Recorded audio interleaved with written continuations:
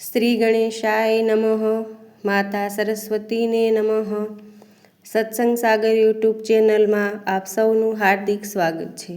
આજે આપણે આમાં વિડીયોમાં સાંભળવાના છીએ વડ સાવિત્રી વ્રતની કથા. જો તમને મારો આ વિડીયો પસંદ આવે તો મારી ચેનલને લાઈક કરજો, શેર કરજો, તમારા સગા સંબંધી અને મિત્રોમાં શેર કરજો. ધન્યવાદ. જેઠ સુદ બારસના દિવસે આ વ્રત કરવાનું અને પૂનમના રોજ પૂરું કરવાનું. 2 દિવસ ફળાહાર અને 1 દિવસ નકોરડો ઉપવાસ કરવાનો. 3 દિવસ વડનું પૂજન કરવાનું. વૃક્ષના મૂળમાં બ્રહ્મા, વચમાં વિષ્ણુ, ટોચ ઉપર શિવ અને આખા ઝાડમાં સાવિત્રીનો વાસ રહેલો છે. આ વ્રતમાં સાવિત્રી અને સત્યવાનની કથા વાર્તા સાંભળવી જોઈએ. આ વ્રત સૌભાગ્ય વ્રત હોય. ખાસ કરીને સૌભાગ્યની રક્ષા માટે સૌભાગ્યવતી સ્ત્રીઓ જ કરે છે.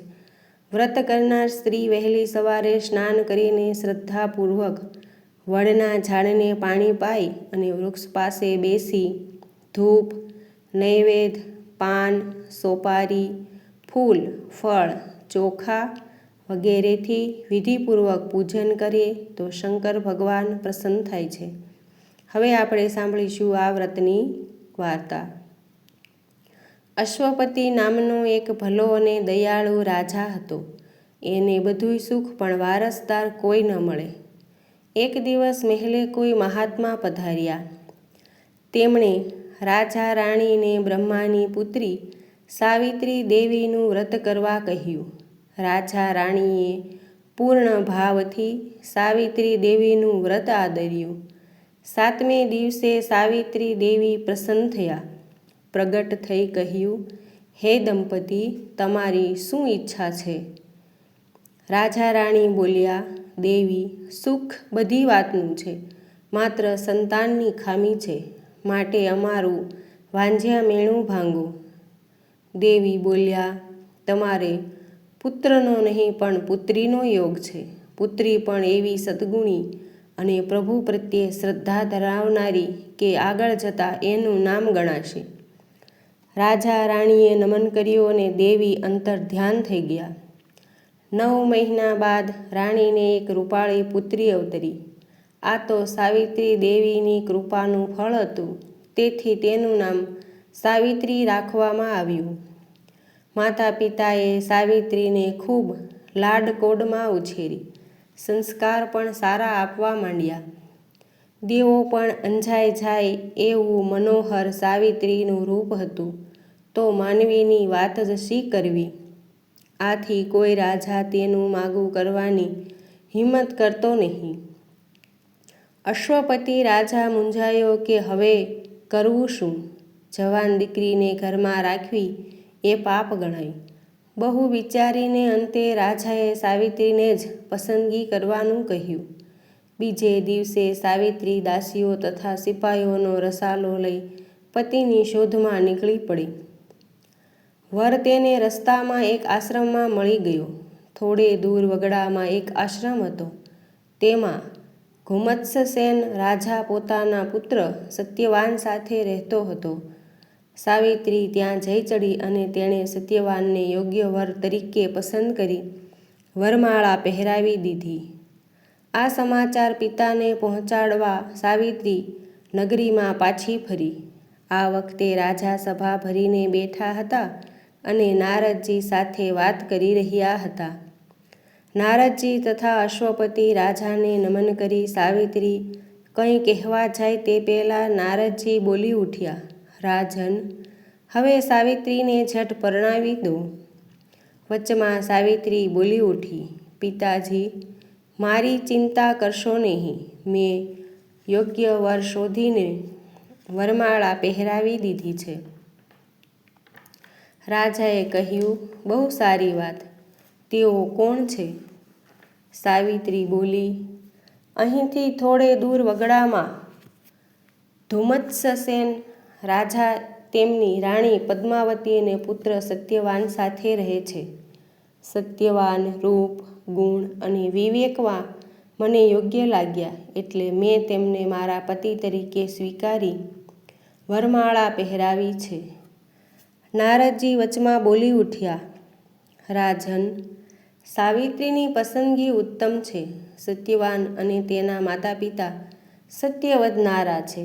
સત્યવાન રૂપે ગુણે સર્વથી શ્રેષ્ઠ છે. પણ નારદજીને અટકી ગયેલ જોઈ રાજાએ કહ્યું, મુનિવર, બોલતા કેમ અટકી ગયા? ચોખવટથી વાત કરો. નારદજી બોલ્યા, રાજન, રૂપગુણના ભંડાર સમા સત્યવાનનું આયુષ્ય હવે 1 જ વર્ષ બાકી રહે છે. રાજામાં ચિંતા પડ્યો. તેણે સાવિત્રીને કહ્યું, પિતાજી, ભાગ્યમાં લખાયું હશે તે થશે. મારાથી 1 ભવમાં 2 ભવ નહીં થાય. સાવિત્રીનો અડગ નિશ્ચય જોઈ રાજા ચૂપ રહ્યો. નારદજીએ પણ સાવિત્રીની મરજી મુજબ રાજાને વર્તવાની સલાહ આપી અને ત્યાંથી ચાલી નીકળ્યા. સભા વિસર્જન કરી અશ્વપતિ રાજા સાવિત્રીને સાથે લઈ વનમાં ગુમત્સસેન રાજાને આશ્રમે ગયો. પણ ત્યાં સત્યવાન ન હતો અને અંધ ગુમત્સેન રાજા એક ખૂણામાં બેઠેલા હતા. પગલાંનો અવાજ સાંભળી તે બોલ્યા, કોણ આવ્યું? અશ્વપતિ રાજા પાસે જઈને તેમના પગે પડીને બોલ્યો, રાજન, અશ્વપતિ છું. સાથે મારી પુત્રી સાવિત્રી છે. સુખી રહો. અંધ રાજાએ કહ્યું, હા, તો આપ આ બાજુ ફરવા નીકળ્યા હશો કે કંઈ કામે પધાર્યા છો? અશ્વપતિ રાજાએ કહ્યું, રાજન, આપના પુત્ર સત્યવાન સાથે મારી પુત્રીનું સગપણ કરવા આવ્યો છું. સગપણ?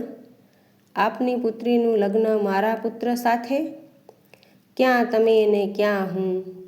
રાજા હતો ત્યારે હતો, અત્યારે તો મારું રાજ્ય દુશ્મનના તાબામાં છે. અમે અહીં ઝૂંપડી બાંધી જિંદગીના બાકીના દિવસો પૂરા કરી રહ્યા છીએ.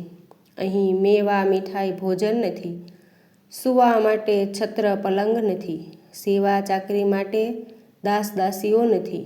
ક્યારેક ભૂખ્યા પણ સૂઈ રહેવું પડે છે. એટલે તમારી દેવ જેવી દીકરીને દુઃખી કરવાની મારી ઈચ્છા નથી. ગુમત્સસેન રાજાએ કહ્યું. આ સાંભળી સાવિત્રી બોલી ઉઠી, ભલે દુઃખના ડુંગર તૂટી પડે પણ હું સત્યવાનને જ પરણીશ. અશ્વપતિ રાજાએ સાવિત્રીને બહુ સમજાવી પણ તે માની નહીં. તેથી સત્યવાન સાથે પરણાવી દીધી. રાજા મહેલે ગયો અને સાવિત્રી આશ્રમમાં તેના પતિ સાથે રહી આનંદમાં દિવસ પસાર કરવા લાગી. સાવિત્રીએ નારદજી પાસેથી સાંભળ્યું હતું કે સત્યવાનનું આયુષ્ય ફક્ત 1 વર્ષ જેટલું બાકી છે.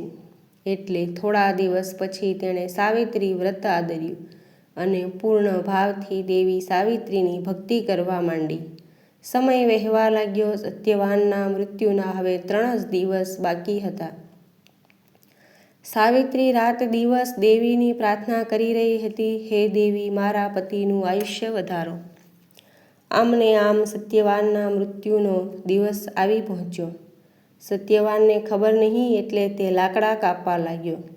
સાવિત્રી પણ સાસુ સસરાની રજા લઈ પતિ સાથે વગડામાં ગઈ. અર્ધે રસ્તે એક સૂકું ઝાડ જોઈ સત્યવાન તેને કુહાડોનો ઘા મારવા જાય છે. ત્યાં તેના પેટમાં પીડાનું દર્દ સહન ન થવાથી બેભાન થઈ ઢળી પડ્યો. સાવિત્રી તેનું મસ્તક ખોળામાં લઈ રુદન કરવા લાગી. એવામાં ત્યાં એક કાળો અને કદાવર પુરુષ પાડા પર બેસીને આવી પહોંચ્યો.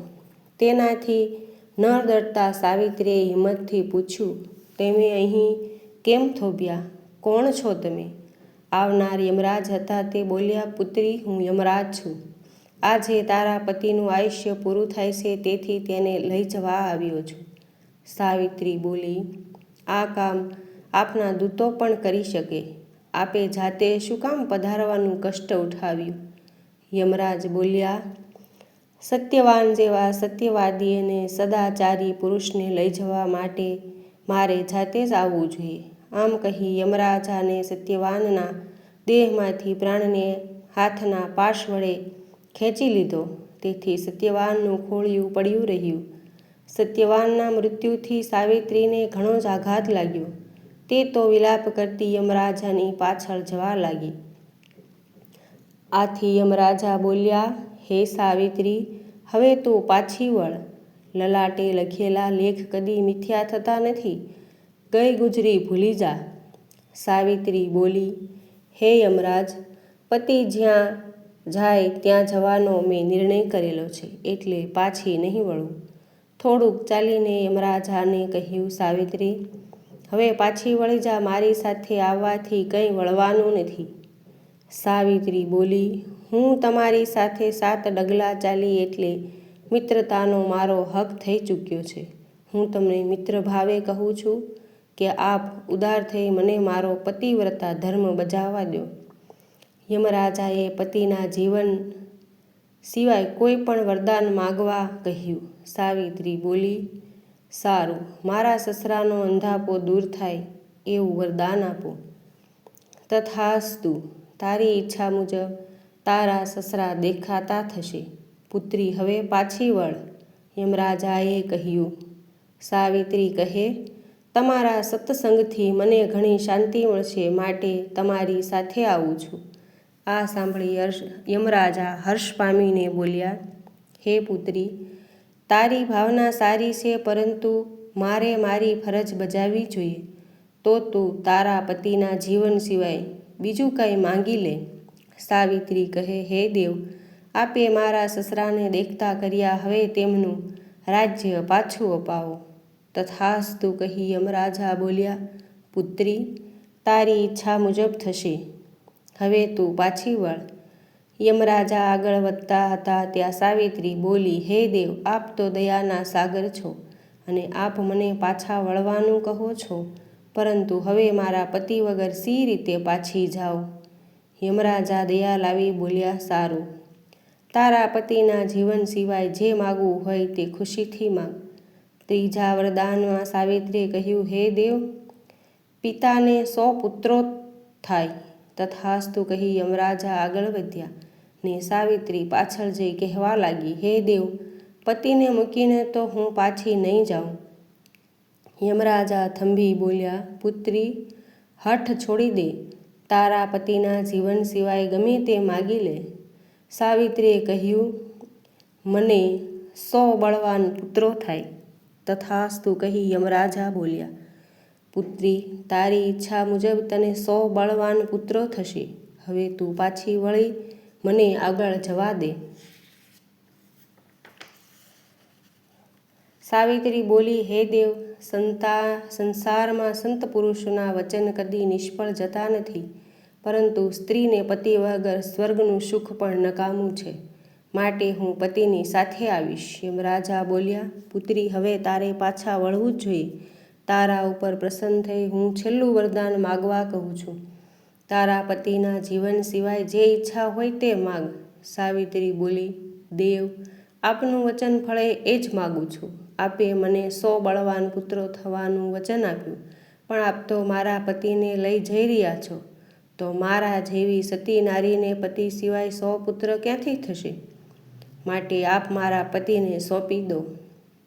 યમરાજા સાવિત્રીની બુદ્ધિ જોઈ તેના પર અધિક પ્રસન્ન થયા. તેણે 5 વરદાનમાં બધું માગી લીધું હતું. હવે તેમનાથી ફરાય તેમ નહોતું. તેથી સાવિત્રીને કહ્યું, પુત્રી, હું તારા પતિને જીવનદાન આપું છું. તેનું આયુષ્ય 400 વર્ષનું થશે. તું ખુશીથી તારા સ્વામીને લઈ જા. સાવિત્રીને આશીર્વાદ આપી યમરાજા ચાલ્યા ગયા. સાવિત્રી પછી જે વૃક્ષ નીચે પતિનો દેહ પડ્યો હતો ત્યાં ગઈ અને ખોળામાં માથું લીધું કે તરત જ સત્યવાને આંખ ઉઘાડી અને આળસ મરડી બેઠો થયો. પતિને સજીવન થયેલો જોઈને સાવિત્રીને આનંદ થયો. પછી સત્યવાને પોતે જોયેલ સ્વપ્નની વાત કરી તો સાવિત્રીએ બનેલી બધી હકીકત જણાવી. સત્યવાને કહ્યું, નાથ, એ સ્વપ્ન નહીં પણ સત્ય હતું. થોડી વારે સત્યવાન અને સાવિત્રી આશ્રમે ગયા અને માતા પિતાને પગે લાગ્યા. સત્યવાને બનેલી સર્વ માતા પિતાએ કહી સંભળાવી અને સાવિત્રીએ વ્રતનો આ બધો પ્રભાવ છે તે જણાવ્યું. સાવિત્રીએ વ્રતનો આ પતિવ્રતા ધર્મ કહી સંભળાવ્યો. એવામાં એક રાજદૂત આશ્રમમાં આવી ઘુમત્સસેન રાજાને નમન કરી બોલ્યો, રાજન, આપનું રાજ્ય જે દુષ્ટ મંત્રીએ દગા ફટકાથી પડાવી લીધું હતું તેને પ્રજાએ એકસંપ કરી ગાદી પરથી ઉઠાડી કેદ કર્યો છે અને આપને રાજગાદી પર બેસવા બોલાવ્યા છે, માટે આપ નગરમાં પધારો. આમ ઘુમત્સેન રાજાને ગયેલું રાજ પાછું મળ્યું. વર્ષો વીતતા યમરાજાના વરદાન મુજબ સાવિત્રીના પિતાને ત્યાં 100 બળવાન પુત્રો થયા. તેવી જ રીતે સાવિત્રી પણ 100 પુત્રોની માતા થઈ અને બધે આનંદ થઈ ગયો. આવો વડસાવિત્રી વ્રતનો પ્રભાવ છે. હે દેવી સાવિત્રી, તમે જેવા સાવિત્રીને ફળ્યા તેવું તમારું વ્રત કરનારને, આ કથા વાંચનાર અને સાંભળનારને ફળજો. બોલો માતા સાવિત્રીની જય.